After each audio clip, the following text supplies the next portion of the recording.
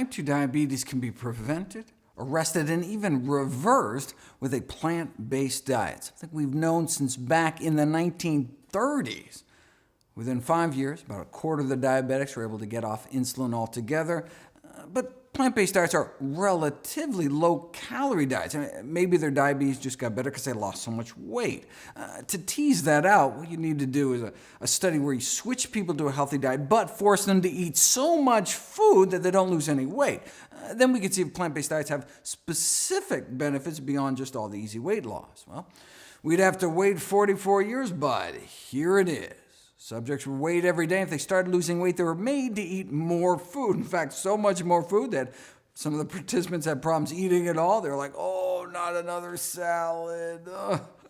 But they eventually adapted, so no significant weight change, despite restricting meat, eggs, dairy, and junk. So with zero weight loss, did a plant-based diet still help?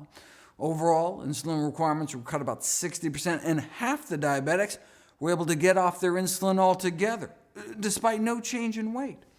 How many years did that take?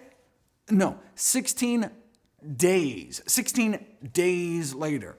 So we're talking diabetics who've had diabetes as long as 20 years, injecting 20 units of insulin a day, and then as few as 13 days later, they're off all their insulin altogether, thanks to less than 2 weeks on a plant-based diet, even with zero weight loss. Diabetes for 20 years and then off all insulin in less than 2 weeks. Diabetes for 20 years because no one had told her about a plant-based diet. Here's patient number 15, 32 units of insulin on the control diet, and then 18 days later on none. Lower blood sugars on 32 units less insulin. That's the power of plants. And that was without any weight loss. His body just started working that much better. And as a bonus, their cholesterol dropped like a rock to under 150 in 16 days.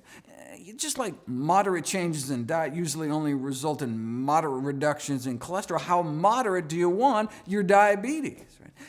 Everything in moderation may be a truer statement than some people realize. Moderate changes in diet can leave diabetics with moderate blindness, moderate kidney failure, moderate amputation, maybe just a few toes or something. Moderation in all things is not necessarily a good thing. Remember that study that purported to show that diets high in meat, eggs, and dairy could be harmful to health as smoking, suggesting that people who eat lots of animal protein are 4 times as likely to die from cancer or diabetes. But if you look at the actual study, you'll see that's simply not true. Those eating a lot of animal protein didn't have just 4 times the risk of dying from diabetes. They had 73 times the risk of dying from diabetes.